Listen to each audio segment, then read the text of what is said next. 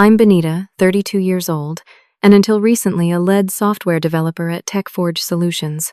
6 years of dedication, countless late nights, and one groundbreaking encryption algorithm later, I was replaced without warning.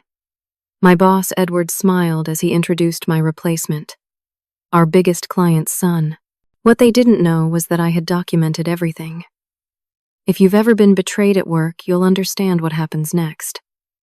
Let me know in the comments where you're watching from, and don't forget to subscribe to hear more stories about workplace justice. I fell in love with coding when I was 11. My parents bought our first home computer, and while other kids were playing games, I was fascinated by how they were made. By 14, I had created my first simple program, a calculator that did more than just basic math. My high school teachers encouraged me to pursue computer science, and I graduated with honors from University of Washington with a degree in computer science and a minor in business administration. TechForge Solutions wasn't my dream company when I started. It was a mid-sized software development firm in Seattle with about 100 employees known for business management solutions, but not particularly innovative. I was just grateful to have a job in the industry. Entry-level developers were expected to put in their time doing mundane coding tasks, and I was no different. My first desk was in a cramped corner of the office where the fluorescent lights flickered on cloudy days. I shared the space with 3 other junior developers, all men who had been there about a year longer than me. They weren't unkind, but they weren't particularly welcoming either. Being one of only 4 women in a department of 25 made me stand out whether I wanted to or not. Alicia Reynolds changed everything for me. She was the senior developer who reviewed my code during my first 6 months. Unlike some of the other seniors who barely glanced at junior work before approving it, Alicia paid attention. "You're doing something interesting here," she said one afternoon, pointing to a section of code I'd written for a client's inventory management system. "This is more efficient than our standard approach. Where did you learn this?" I explained that I'd developed the method myself, trying to solve a bottleneck issue I'd noticed in the system. Alicia smiled, and from that day forward became my mentor. She advocated for me in meetings, assigned me to more challenging projects, and gave me honest feedback when I needed improvement. By my second year, I had developed a reputation for finding elegant solutions to complex problems. The client satisfaction ratings for systems I worked on were consistently higher than average. Edward Barnes, the department director, finally noticed. "Your optimization of the Henderson account saved us 40 hours of development time," he said during my performance review. "That's the kind of initiative we need more of around here." My salary increased by 15%, and I moved to a desk with a window. Small victories, but they felt significant at the time. My team grew as well. Cassandra joined as a front-end specialist with an eye for user experience that complemented my back-end focus. Joshua brought database expertise that helped us tackle more data-intensive projects. Riley, fresh out of a coding bootcamp, reminded me of my early enthusiasm and quick learning curve. We became a tight unit, often grabbing lunch together or staying late to help each other meet deadlines. When one of us succeeded, we all celebrated. When one struggled, we pitched in. This collaboration made us the highest-performing team in the department, and Edward took notice. "I'm promoting you to lead developer," he announced 3 years into my time at TechForge. "The team responds well to you, and your technical skills are exceptional." The promotion came with more responsibility than additional compensation, but I was proud nonetheless. Leading a team of developers taught me to balance technical challenges with people management. I learned to translate client needs into actionable requirements and to defend my team from unreasonable demands while still delivering results. Our reputation grew within the company, and soon we were assigned to the most challenging and high-profile projects. The pressure was intense, but so was the satisfaction when we delivered solutions that exceeded expectations. Then came the Global Vision Industries contract. Landing this client was a major coup for TechForge. They were a multinational corporation with deep pockets and influence in multiple industries. Edward made it clear that this project could define the future of our company. "This is our opportunity to move into the big leagues," he told me during the initial briefing. "I need your best work on this, Benita. This is why I've invested in you all these years." His words felt like both a compliment and a threat. The implication was clear: succeed and my career would advance dramatically. Fail and everything I'd built could crumble. I accepted the challenge without hesitation. My team and I prepared comprehensive project plans, identified potential obstacles, and developed contingency strategies. We were ready to create something exceptional. The weeks before the project kickoff were filled with research planning and preparation. I canceled weekend plans, stayed late most evenings, and even missed my cousin's wedding to ensure we had the strongest possible foundation for the work ahead. My personal life took a back seat to my professional ambitions. My apartment became little more than a place to sleep and shower. Friends stopped calling after I canceled plans too many times. Even my houseplants withered from neglect. But at the time it felt worth it. TechForge was more than just my employer, it had become my identity. My success there validated the years of hard work, the student loans, and the sacrifices I'd made to build my career. I believed that dedication would be rewarded with loyalty. How wrong I was. Global Vision Industries was no ordinary client. With annual revenue exceeding $3 billion and offices in 27 countries, they represented the kind of prestigious account that transforms a vendor's reputation. Their core business was manufacturing advanced industrial equipment, but they had expanded into software solutions for supply chain management and industrial security systems. The project they brought to TechForge was ambitious: a proprietary security management system that would protect their intellectual property while facilitating collaboration across their global operations. The existing solutions on the market didn't meet their specific requirements for both security and usability. The first meeting with Richard Montgomery, Global Vision's CEO, set the tone for the project. He arrived at our office with an entourage of 4 executives, all wearing suits that probably cost more than my monthly salary. Richard himself was tall, with silver hair and piercing blue eyes that seemed to evaluate everything they landed on. "We've been disappointed by 3 development firms already," he announced without preamble. "They promised innovation but delivered mediocrity. I'm told TechForge is different." Edward assured him we were, then introduced me as the lead developer who would bring their vision to life. Richard barely acknowledged me, speaking directly to Edward about technical specifications as if I weren't present. I was used to this treatment from some executives, particularly older men who weren't comfortable with women in technical roles. The project specifications were daunting. Global Vision needed military-grade security with consumer-grade usability, deployed across heterogeneous systems in multiple countries with varying compliance requirements. And they needed the first phase completed in 6 months, a timeline that would have been challenging even for a basic system. After the executives left, Edward pulled me aside. "This is it, Benita. The make or break moment for TechForge. I need you 100% committed." "I already am," I assured him. "My team will make this happen." And we did commit completely. Cassandra redesigned her wedding plans to accommodate our schedule. Joshua postponed a surgery that wasn't immediately critical. Riley gave up an opportunity to speak at a conference he'd been excited about. We all understood the stakes. The technical challenges were substantial. Existing encryption protocols wouldn't meet the security requirements while maintaining the performance standards needed for real-time collaboration. We explored multiple approaches, each with significant drawbacks.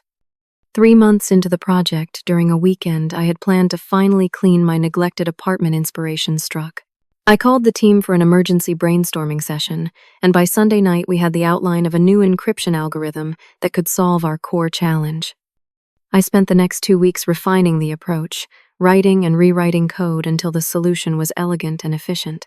The breakthrough involved a novel approach to key distribution that maintained security without creating bottlenecks in the authentication process. It was genuinely innovative, something that could potentially be patented. Following best practices, I documented everything meticulously. Each iteration, each test result, each decision point, all recorded in our development logs with timestamps and detailed notes. I also kept personal backups, a habit I'd developed early in my career after losing work to a system crash. The algorithm became the heart of our solution, the feature that differentiated our approach from anything else on the market. When we presented the progress to Global Vision's technical team, they were impressed enough to report back positively to Richard. That's when Aidan Montgomery first appeared at our offices. Richard introduced him simply as my son, who's interested in the technical aspects of our business. Aidan was probably in his late 20s with his father's height, but none of his commanding presence. Where Richard was all sharp edges and intimidation, Aidan seemed soft and uncertain. I studied business at Cornell, he mentioned during his introduction, but I've always been fascinated by technology. I'd love to learn more about what you're doing here. Edward immediately assigned me to give Aidan a tour of our facilities and explain our approach to the project. I found it odd. We never gave tours to clients' family members, but assumed Edward was simply trying to impress our important client. During the tour, Aidan asked surprisingly detailed questions about our development process, our security measures, and especially about the new encryption algorithm. At the time, I attributed his curiosity to genuine interest and answered professionally but without revealing proprietary details. How exactly does your key distribution method prevent man-in-the-middle attacks, he asked at one point, using terminology that seemed advanced for someone without a technical background. That's actually a proprietary approach we've developed specifically for this project, I replied. I can't go into the specifics, but it involves a multi-layered authentication system with rotating keys. He nodded but continued asking questions that probed at the edges of our intellectual property. I maintained professional boundaries while trying to be accommodating to our client's son. Over the following weeks, Aidan began appearing regularly at our offices, always with some reason related to his father's interest in the project. Edward increasingly included him in meetings where sensitive technical information was discussed, introducing him as having valuable technical insights. The beta test of our system exceeded expectations. The security held against the penetration testing team Global Vision, hired while the user experience remained smooth and intuitive. Richard was pleased enough to actually compliment me directly. Your team has accomplished what others told us was impossible, he acknowledged during the demonstration. Particularly this encryption method. It's quite remarkable. I should have been thrilled by the recognition. Instead, I felt uneasy about the way Aidan was watching me during the meeting, taking notes and studying my presentation with an intensity that seemed inappropriate for an observer. I dismissed my concerns as paranoia born from exhaustion. After all, we were succeeding beyond expectations. The project was on track for completion ahead of schedule. The client was happy, and my team was performing brilliantly. Everything seemed perfect. That should have been my first warning. The first sign that something was wrong came about 7 months into the project. Edward scheduled a progress meeting with Global Vision but didn't invite me or any of my team members. When I asked about the omission, he dismissed it as an administrative oversight but didn't add us to the calendar invitation. It's just a high-level discussion about contract extensions, he explained vaguely. Nothing technical that requires your input. I might have believed him if I hadn't seen Richard and Aidan Montgomery heading into our conference room with several large technical diagrams tucked under Aidan's arm. Those weren't materials for a contract discussion. That same week, I noticed Edward and Aidan having lunch together in the break room, their conversation stopping abruptly when I entered. Edward seemed unusually interested in the documentation of our development process. I need copies of all your notes on the encryption algorithm, he said one afternoon, for the company archives.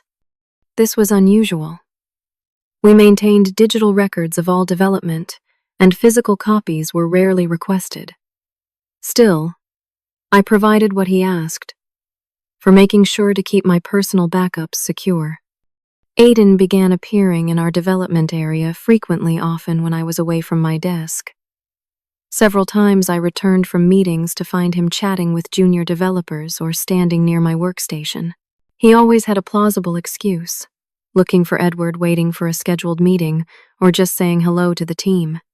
During a lunch break with Alicia, I shared my growing discomfort with the situation. Am I being paranoid, or is something strange happening with the Global Vision project? I asked her. Alicia glanced around before responding quietly. You're not paranoid. Edward has been having closed-door meetings with Richard and Aiden almost daily. And yesterday I saw Aiden's resume on Edward's desk. His resume? Why would Edward have that? I don't know, but it was open to the technical skills section. For someone with a business degree, he's claiming an awful lot of programming experience. The information sent a chill through me. That afternoon, I checked my computer logs and discovered something disturbing. My workstation had been accessed during my lunch hour the previous day using Edward's administrative credentials. I began paying closer attention to my files and code-keeping detailed notes about the state of my work at the end of each day. Within a week, I had documented several small but significant changes to my code that I hadn't made myself. Someone was accessing my work, reviewing it, and occasionally making minor alterations. Most concerning was that certain files related to the encryption algorithm had been copied to an external drive. The system logs showed this happening during times when I was in meetings that Aiden had mysteriously failed to attend. I created a trap, a version of the algorithm with a deliberate inefficiency that wouldn't impact functionality, but would be obvious to anyone who understood the code. Within days, that inefficiency had been fixed without my knowledge. When I brought these concerns to Edward, his response was dismissive, bordering on hostile. You're being paranoid, Benita. Maybe you're working too hard on this project and it's affecting your judgment. No one is tampering with your work. Then how do you explain the unauthorized access to my computer? The file copies. The code changes. System maintenance. IT security checks. Normal operations that you're misinterpreting because you're possessive about your code. Remember that everything you create here belongs to TechForge, not to you personally. His response left me feeling gaslighted and concerned. I approached Cassandra and Joshua separately to see if they had noticed anything unusual. Edward asked me to explain your encryption method to Aiden last week, Cassandra admitted. He said it was at Richard's request to help Aiden understand their investment better. It felt weird, but I didn't want to refuse a direct request from the director. Joshua had a similar experience. Aiden's been asking very specific questions about the implementation details. I kept it high level, but he seemed frustrated that I wouldn't show him the actual code. Meanwhile, other team members began distancing themselves from me. Invitations to lunch stopped. Conversations ended when I approached. It was as if an invisible barrier had formed between me and colleagues I had worked alongside for years. Riley was the only one who seemed oblivious to the changing atmosphere. Edward mentioned you might be leaving the project soon, he said innocently one afternoon. Is that true? Are you getting promoted? This is the first I've heard of it, I replied, my stomach tightening with anxiety. Who told Edward that? I don't know. I just overheard him telling someone on the phone that they'd be working with a new lead developer soon. I assumed it was good news for you. It wasn't good news. It was confirmation of my worst fears. Something was happening behind my back, and it involved the project I had poured my heart and soul into for nearly 8 months. That night, I backed up everything I legally could, my notes, emails from my company account, that I forwarded to my personal email documentation of the development process, and evidence of the unauthorized access to my computer. I wasn't sure what I was preparing for, but instinct told me to protect myself. The following Monday, I arrived at work to find several executives from Global Vision in the office, including Richard and Aiden Montgomery. They were in the main conference room with Edward and several TechForge directors. No one had informed me of the meeting. When I asked Edward's assistant about the gathering, she seemed uncomfortable. It's about the Global Vision project, she admitted. But Edward specifically said not to interrupt them.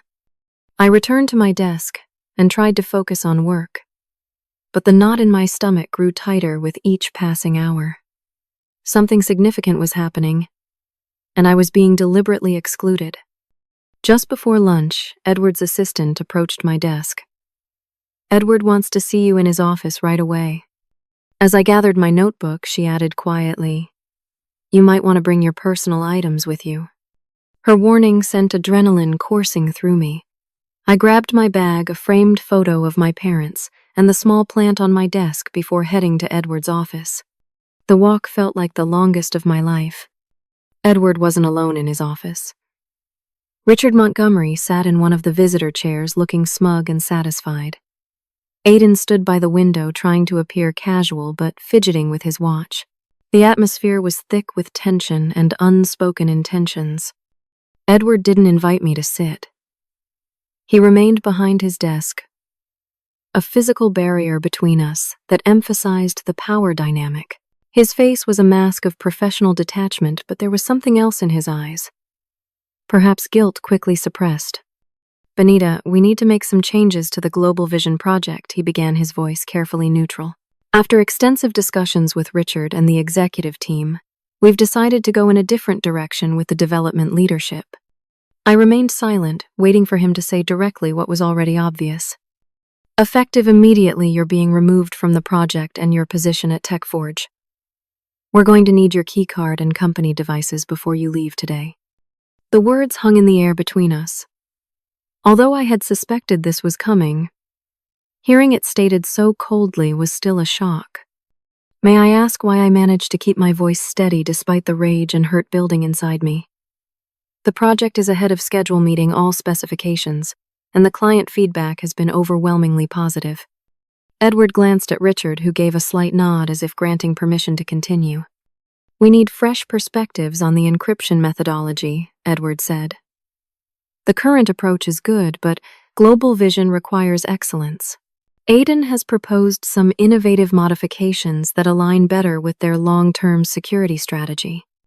Aiden had the decency to look uncomfortable, shifting his weight from one foot to the other and avoiding eye contact. "What modifications?" I asked, my technical curiosity temporarily overriding my anger. "The algorithm has passed all security tests with flying colors," Richard interrupted before Edward could respond. "That's proprietary information now, Miss Alvarez. Aiden will be taking over as lead developer for the final phase of the project. His technical insights have impressed our security team considerably." I looked directly at Aiden. "What's your background in encryption algorithms? I don't recall seeing that in your Cornell business curriculum." Aiden flushed red, but Richard answered for him. "My son has been studying advanced computer science independently for years. He has a natural talent that formal education can't always capture." Edward jumped in quickly.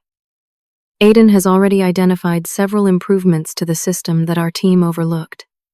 His fresh perspective is exactly what this project needs to reach its full potential." The improvements he mentioned sounded suspiciously like ideas I had documented in my personal notes but hadn't yet implemented. Refinements I was saving for the next phase of development. Somehow Aiden had accessed information he shouldn't have had. "So I'm being fired because the client's son wants my job," I said, unable to keep the bitterness from my voice. "You're being let go because the company is moving in a different direction," Edward replied with corporate precision. "Your severance package is generous and will provide a neutral reference for your future employment opportunities." Richard stood, signaling that the conversation was over. "This is a business decision. Nothing personal. Aiden has the vision to take this project where it needs to go." I looked between the three men, suddenly seeing the situation with perfect clarity. This wasn't about my performance or the quality of my work. This was about connections, about nepotism, about a powerful client placing his son in a position he hadn't earned. "You've made a mistake," I said quietly. "One that might cost TechForge more than you realize." Edward's expression hardened. "Is that a threat, Benita? Because I should remind you that your employment contract includes strict non-disclosure and non-disparagement clauses." "It's not a threat. It's a professional assessment based on my intimate knowledge of the project that you're removing me from." Edward pressed a button on his desk phone. Security will escort you to collect your things, and then out of the building. I suggest you make this transition dignified for everyone involved. 2 security guards appeared at the door with remarkable speed, suggesting they had been waiting nearby. One was Kyle, who had always greeted me warmly each morning for 6 years. Now he couldn't meet my eyes. "This way, Miss Alvarez," he said, formally gesturing toward the door. The walk to my desk felt like a perp walk. Colleagues glanced up briefly before quickly returning to their screens, pretending not to notice what was happening. Only Cassandra had the courage to approach. "This isn't right," she whispered, as she helped me gather a few personal items. "Everyone knows it." "Then why isn't anyone saying anything?" I whispered back. "Fear." Edward made it clear this morning that anyone questioning the transition would be viewed as not being a team player. Security hovered nearby as I placed my belongings in a cardboard box provided for the purpose, the ultimate cliché of corporate dismissal. My employee badge was confiscated, my email access revoked on the spot, and my desk phone already disconnected. 6 years of dedication reduced to a single box of miscellaneous items. My plants, most of my books, even the special ergonomic keyboard I had purchased myself, all abandoned in the interest of making a quick exit. As Kyle escorted me toward the elevator, I glanced through the glass wall of the main conference room. Inside, Edward, Richard, and Aiden were celebrating with champagne. Aiden was already sitting in what had been my chair during project meetings, looking pleased with himself as Richard patted his shoulder approvingly. Edward raised his glass in a toast just as I passed by. To the future of TechForge and Global Vision, a partnership built on innovation and vision. The elevator doors closed on the scene, and I felt hot tears of anger and humiliation threatening to spill. I held them back, unwilling to give the security cameras the satisfaction of recording my breakdown. In the lobby, Kyle finally spoke personally. "For what it's worth, I think this stinks. You've always been one of the good ones here." I nodded, unable to trust my voice, and walked out into the bright afternoon sunlight, suddenly unemployed, and carrying the physical evidence of my disposability in a box that was already falling apart at the seams. It wasn't until I reached my apartment that I allowed myself to feel the full impact of what had happened. The tears came then, along with rage, disbelief, and a crushing sense of betrayal. Everything I had sacrificed for TechForge, my time, my health, my relationships, had meant nothing in the end. But as I placed the sad little box on my kitchen counter and stared at the remnants of my career, something else began to emerge from the emotional storm. Determination. For 3 days, I barely left my apartment. I cycled through anger, depression, self-doubt, and anxiety about my future.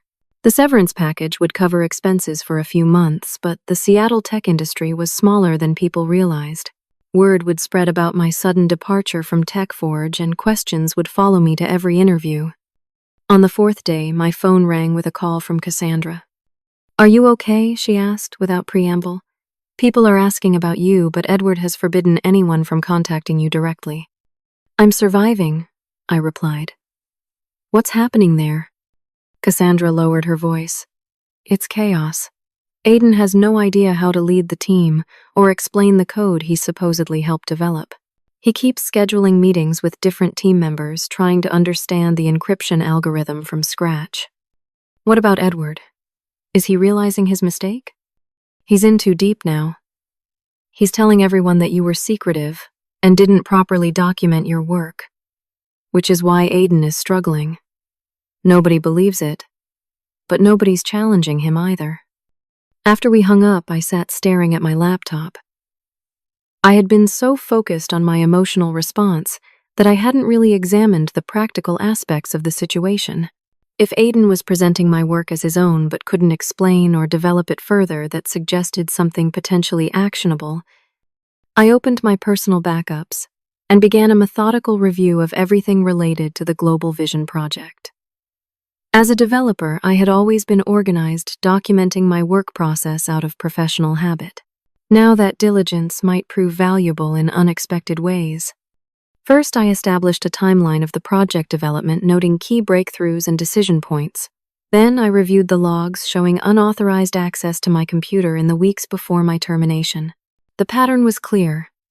Someone had been systematically studying my work, focusing particularly on the encryption algorithm. I checked the emails I had forwarded to my personal account. Among them was a series of progress reports I had sent to Edward, detailing the development of the algorithm with timestamps and specific technical descriptions. These established my authorship clearly. Next, I examined the code itself. The algorithm I had developed was distinctive with certain stylistic elements that were recognizable as my work to anyone familiar with my coding practices. I had also embedded a digital signature of sorts, a comment structure that when the first letter of each line was extracted, spelled out my initials and the date of creation. It wasn't obvious unless you were looking for it, but it was there embedded in the code. Most damning of all was a folder of screenshots I had taken during the development process. I had a habit of capturing my screen at key milestones, and these images showed the evolution of the algorithm from concept to implementation, all with date and timestamps from my computer. As I assembled this evidence, a disturbing picture emerged. Not only had I been fired to make room for the client's son, but my intellectual property was being appropriated without attribution or compensation. The algorithm I had developed represented thousands of hours of work and genuine innovation in the field of secure communications. I needed professional advice. I called Lauren Sanders, a friend from college, who had become an intellectual property attorney. "I need to consult with you professionally," I told her after explaining the basics of the situation. "I think my former employer and their client are stealing my intellectual property." Lauren's law firm specialized in technology cases, and she understood immediately the seriousness of the situation. We arranged to meet the following day to review my evidence properly. In her downtown office surrounded by legal books and with a view of Elliott Bay, I laid out the complete story. Lauren listened attentively, occasionally asking for clarification on technical points, but mostly taking detailed notes. "The first question we need to address," she said when I had finished, "is whether you have any claim to the intellectual property at all. Most employment contracts specify that work done for the company belongs to the company." I nodded. "I've reviewed my contract. It does state that code developed as part of my employment belongs to TechForge. But there's a distinction between TechForge owning the code and someone else claiming to have created it." "That's an important distinction," Lauren agreed. "We're not necessarily disputing TechForge's ownership of the algorithm, but rather the fraudulent representation of its authorship. If Aidan Montgomery is claiming to have developed something that you created, and is using that claim to secure employment or other benefits that could constitute fraud." Lauren spent several hours reviewing my documentation, paying particular attention to the evidence of unauthorized access to my computer and the timeline of events leading to my termination. "What's particularly interesting here," she said, pointing to the access logs, "is that these intrusions occurred before any formal decision to reassign the project. This suggests premeditation rather than opportunism." "So, what can I do about it?" I asked. "Several things. First, we document everything meticulously. Second, we determine exactly how your work is being misrepresented currently. Do you have any contacts at TechForge who might provide that information?" I thought of Riley, the junior developer, who had always been straightforward and might not fully understand the political implications of helping me. I sent him a casual text, asking how the Global Vision project was progressing. His response came quickly: "Weird here without you. A gave a presentation yesterday claiming he developed the encryption method. Showed slides with his name on your diagrams. Everyone uncomfortable but silent." I showed Lauren the message. "That's exactly what we need," she said. "Direct evidence of misrepresentation. Now we need to consider your goals here. What outcome are you seeking?" I had to think about that. Did I want my job back? Financial compensation. Professional recognition. "I want the truth acknowledged," I finally said. I want proper attribution for my work, and I want to prevent them from benefiting from intellectual theft. And yes, I want compensation for the damage to my career. Lauren nodded. All reasonable goals. There are multiple approaches we could take from a cease and desist letter to litigation. But before we decide, I'd like to gather more current information about how your work is being used and represented. Over the next week, I conducted a thorough investigation of Global Vision's public-facing materials. Their website had recently been updated to announce a breakthrough proprietary security system developed in-house by our talented development team, led by Aidan Montgomery. Through professional contacts, I learned that Global Vision was preparing to file patent applications for key elements of the security system, including, presumably, my encryption algorithm. If successful, they would secure legal protection for intellectual property they had effectively stolen. I also discovered through LinkedIn updates that Aidan had updated his professional profile to include lead developer of proprietary encryption systems and creator of GV Secure Protocol, a direct reference to the algorithm I had developed. This last discovery sent me into a fresh spiral of anger. Not only had they taken my job and my work, but Aidan was now building his entire professional identity around my innovation. Lauren reviewed all this new information carefully. We have enough now to take action, she concluded. The question is whether to approach TechForge Global Vision or both simultaneously. After discussing various strategies, we decided on a multi-pronged approach. Lauren would prepare formal letters to both companies, outlining the evidence of intellectual property theft and requesting immediate corrective action. Meanwhile, I would continue gathering evidence about the current use and representation of my work. As I was leaving her office, Lauren asked one final question. Is there any particular timing you'd prefer for delivering these notices? Sometimes, the when can be as important as the what. I thought about it for a moment, then remembered something Cassandra had mentioned during our last phone call. TechForge is hosting a client appreciation event next Friday. All major clients will be there, including Global Vision's executive team. Edward will be presenting the Global Vision project as a case study in innovation. Lauren smiled.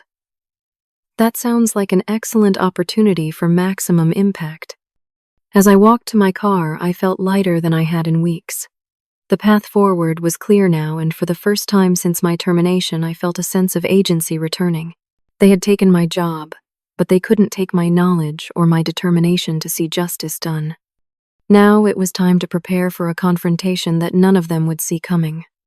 The TechForge Client Appreciation event was held at the Columbia Tower Club, 66 floors above Seattle, with panoramic views of the city Puget Sound, and on clear days like this one, Mount Rainier in the distance. I had attended these events in previous years as a TechForge employee, always in the background explaining technical details to interested clients, while executives took credit for my team's innovations. This time, I arrived as an uninvited guest. The elevator ride to the top floor gave me time to calm my racing heart and review the plan one last time. Lauren had prepared 2 sets of documents, detailed letters outlining the intellectual property theft with supporting evidence, and a more concise executive summary that could be quickly understood by non-technical readers. I carried both in a sleek portfolio case. I had dressed carefully for the occasion. A charcoal gray suit that projected professionalism rather than the casual attire typical of developers. My hair was styled, my makeup subtle, but polished. I wanted to be taken seriously from the moment I walked in. The receptionist at the club entrance recognized me from previous events. "Benita, I didn't see your name on the guest list." "Last-minute addition," I said with a confident smile. "Edward Barnes asked me to bring some additional materials for the Global Vision presentation." She nodded and waved me through without checking. Security at these events was focused on keeping out random members of the public, not on verifying every corporate attendee. Inside the event was already in full swing. About 100 people filled the main room, executives and technical staff from TechForge, mingling with representatives from their client companies. Servers circulated with trays of champagne and hors d'oeuvre, Floor-to-ceiling windows showcased the spectacular view, but most attendees were focused on the networking opportunities around them. I accepted a glass of water from a passing server and scanned the room. In the center holding court with several important-looking clients stood Edward Barnes. Richard Montgomery was at his side, looking satisfied and important. Aidan hovered nearby, clearly uncomfortable in the spotlight, but making efforts to engage with the technical questions being directed his way. I positioned myself at the periphery of the room observing. From my vantage point, I could see Aidan struggling to explain the technical details of his innovation to an interested client from the healthcare sector. His explanations were vague, filled with buzzwords, but lacking substance. The client looked increasingly skeptical. It's a proprietary encryption method that uses advanced algorithms to ensure data security. While maintaining system performance, Aidan was saying, his confidence faltering with each word. But specifically, how does it handle key distribution across multiple security domains? The client pressed. That's the problem we've been trying to solve. Aidan's face reddened. Well, it's quite complex. Involves rotating authentication protocols.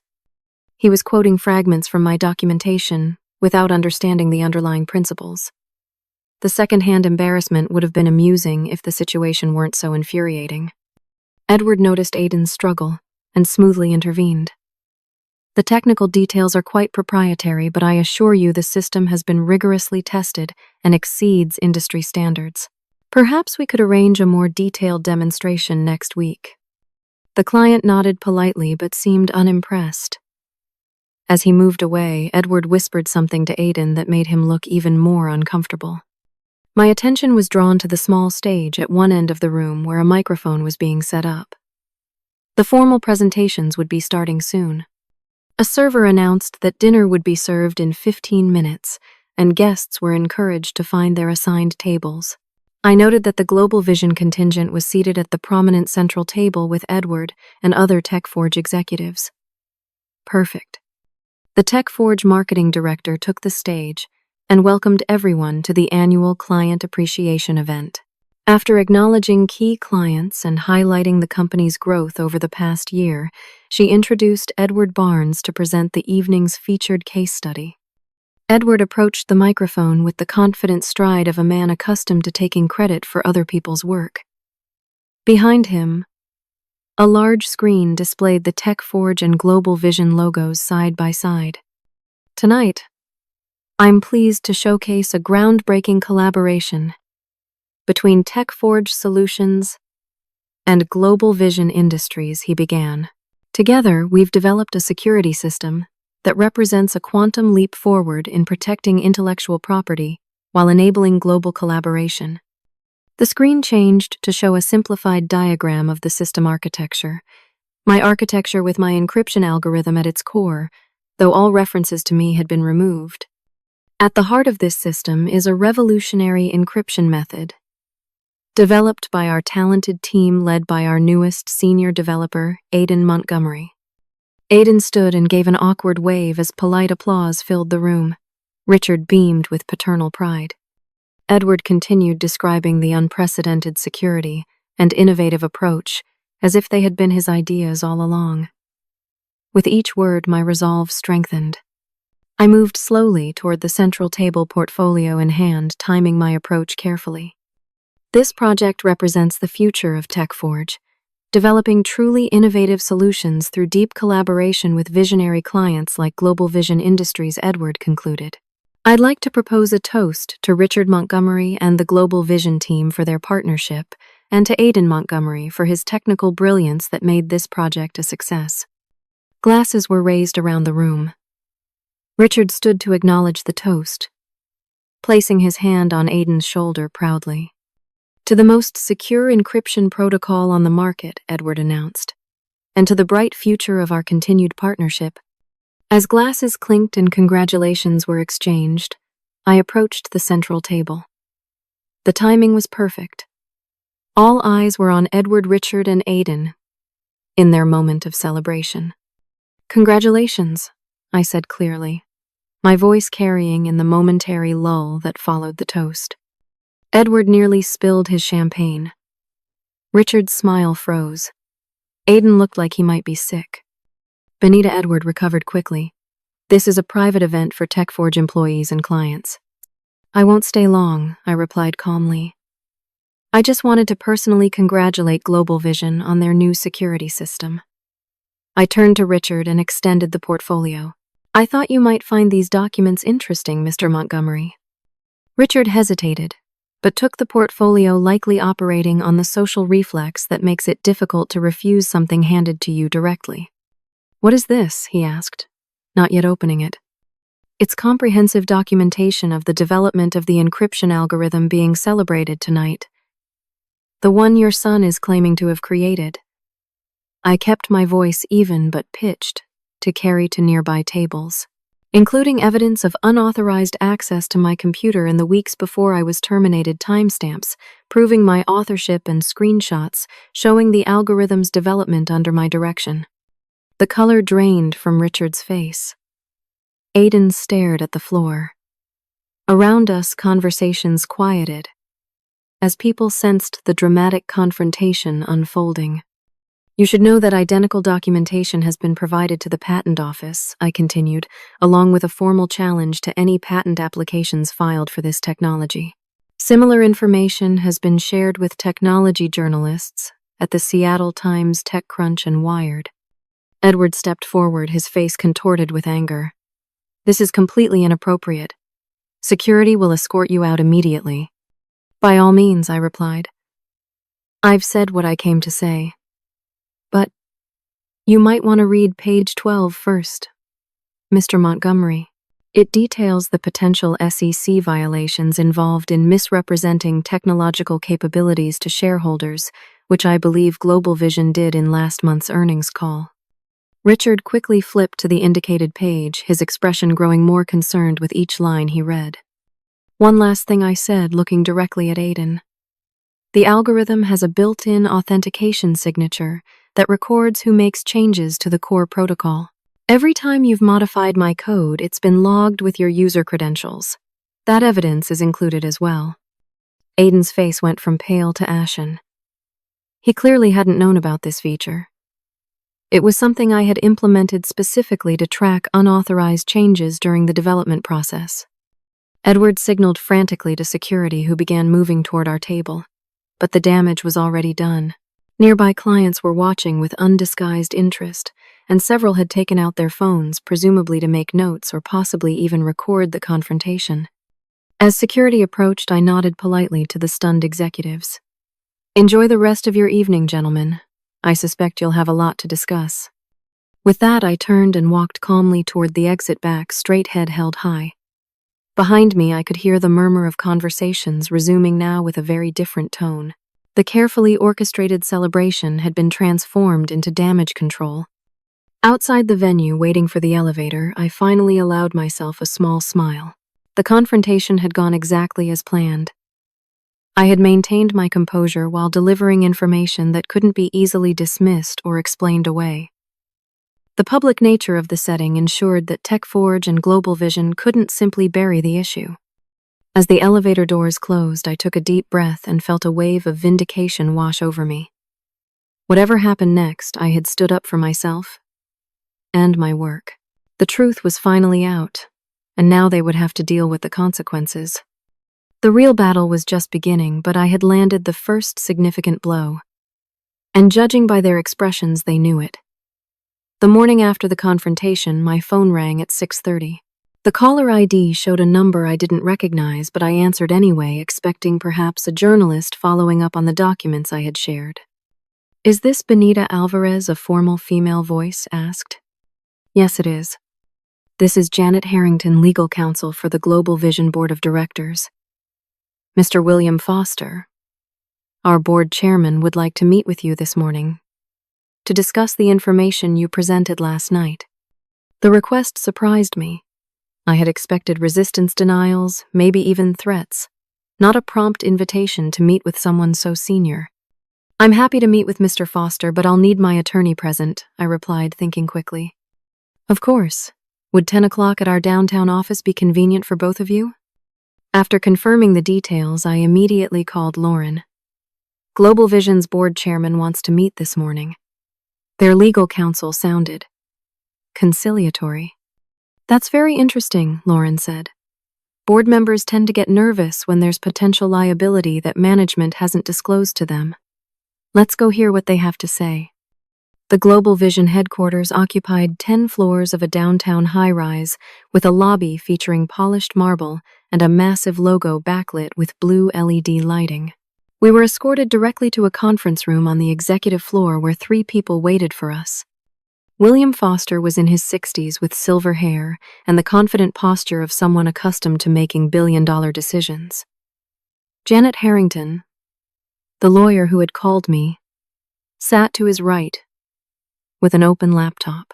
The third person was introduced as Gregory Phillips, Global Vision's Chief Technology Officer. Notably absent were Richard and Aidan Montgomery. Miss Alvarez, thank you for coming on such short notice, Foster began after introductions were complete. I've reviewed the documents you provided last night, and the board has some serious concerns about what they reveal. His directness was refreshing after months of deception and evasion.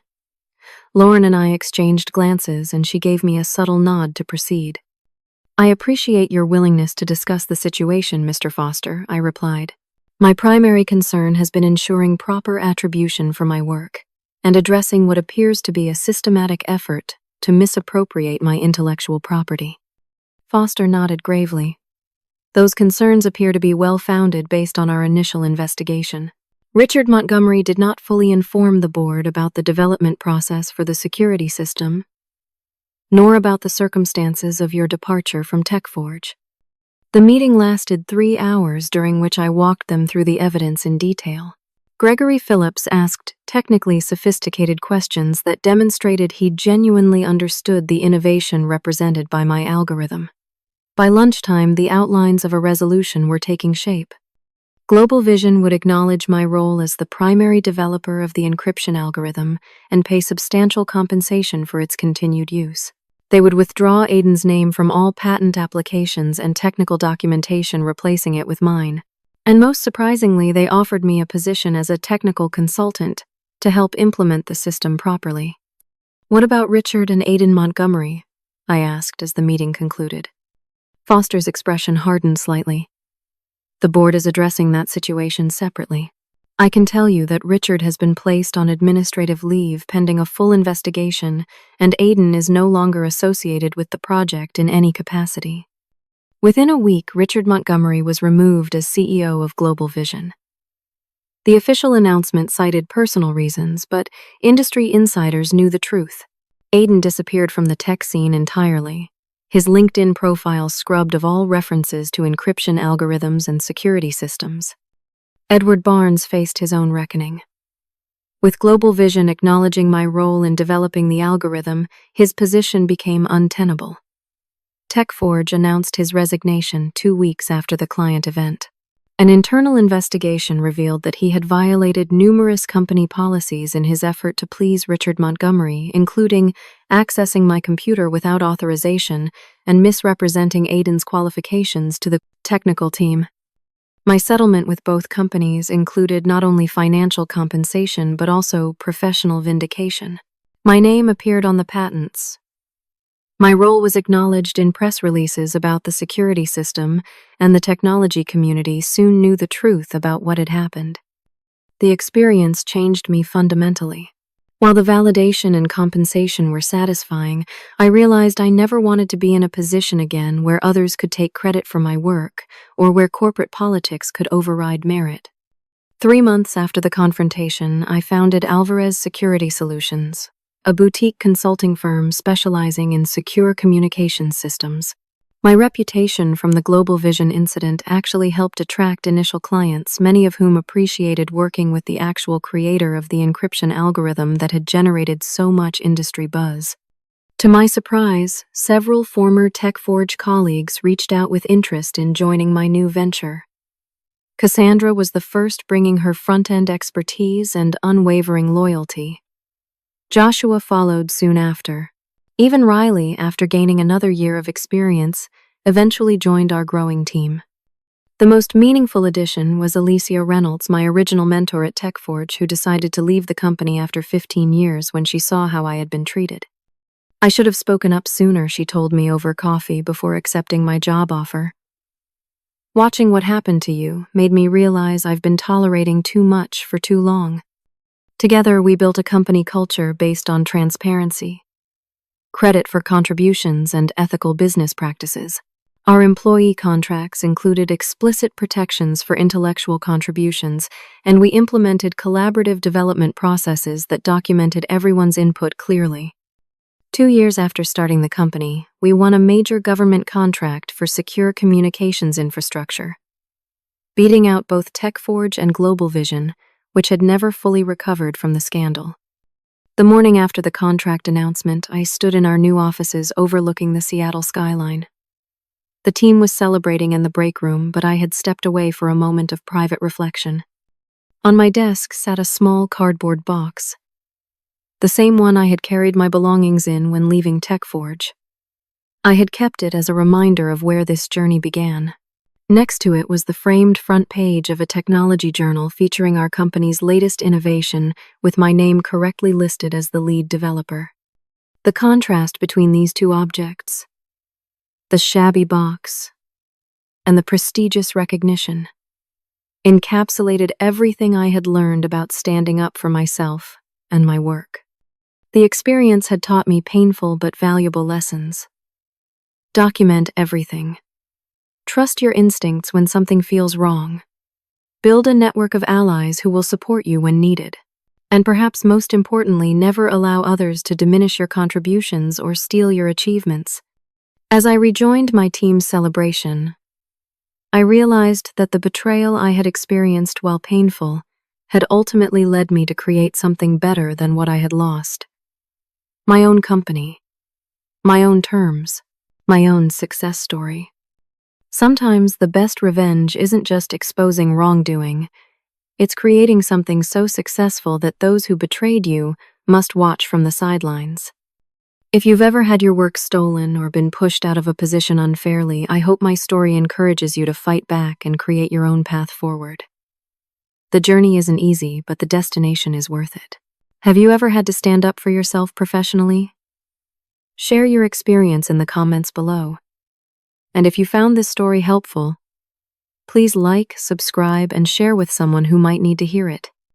Thank you for listening to my journey from betrayal to triumph. Remember, your greatest success might be waiting just on the other side of your biggest setback.